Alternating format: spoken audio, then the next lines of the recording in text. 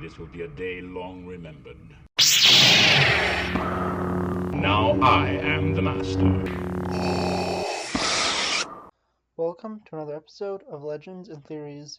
And welcome to my review of the Star Wars novel Queen's Hope.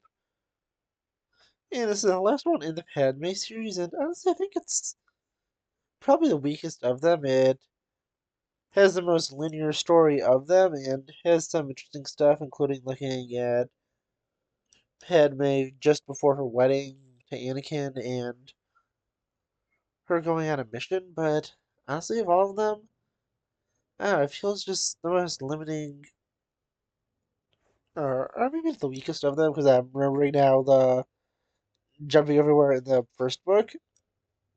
And I think it is a little better than that. But I think the second one was a very clear high in the series, and the other two just weren't as good as it.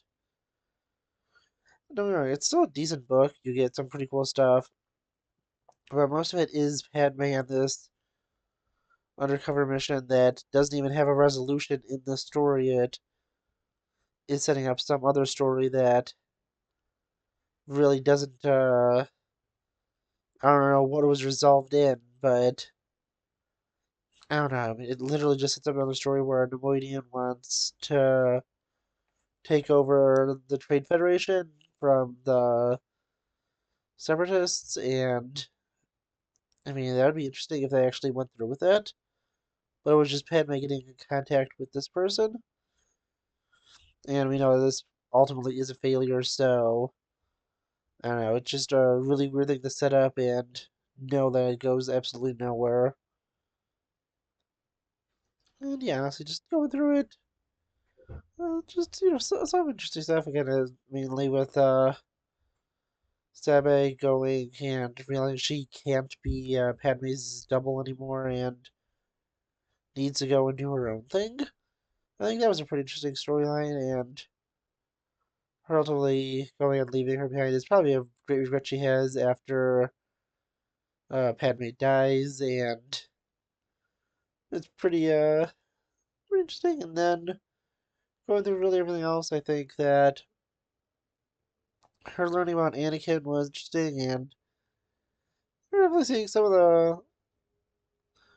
the flaws in Anakin was interesting, and then I still like really into Vader's run from a few years ago, and by that I mean I read maybe like the first like 15, 20 issues and just never continued it. So uh, I know Samurai returns in that with Vader. I don't know fully what happens besides him riding like space like whales or something. Like I don't know if that's space whales or Pargils, but I remember him like riding like I don't know, it was like a space lizard or something, seeing that and using that to try and fight Palpatine. So that's a completely different story, but Sabe does show up in that story trying to avenge Padme's death, but again, just a completely different story, and honestly, just going through it, yeah, I mean, it was an entertaining story. I think after thinking of all of them, I'd say it's the second best of the series overall, mainly because of the jumping around in the first book, but I think it's just slightly better than that one. And the second one easily is the best of them.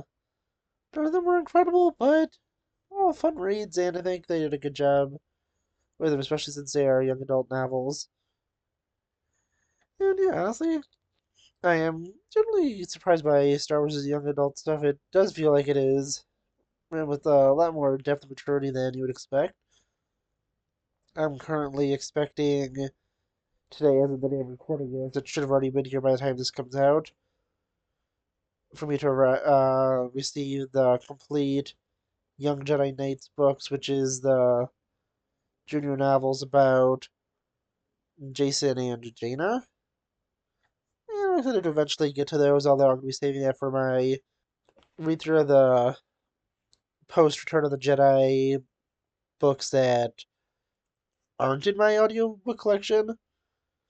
And I'm going to do that after I finish up Labyrinth of Evil and a few other books that I wanted to read, set randomly throughout the timeline before I go and commit to another long book series read, which will be of essentially that entire era of the post Return of the Jedi stuff because almost none of that is in audiobook form besides the Thrawn trilogy, X-Wing books, and the Hand of Thrawn books, but I have nearly all those books in my collection now, so really excited to go and go through that. But yeah, honestly, really I really enjoyed this book overall. I think it was solid. But again, not the perfect book and definitely has its flaws. But yeah, honestly, I want to know what you think. Please leave me in the comments and see you in the next episode of Legends and Theories. Thank you for watching this episode of Legends and Theories. Please subscribe, like the video, share the video, leave a comment, check out the video on screen, and may the Force be with you.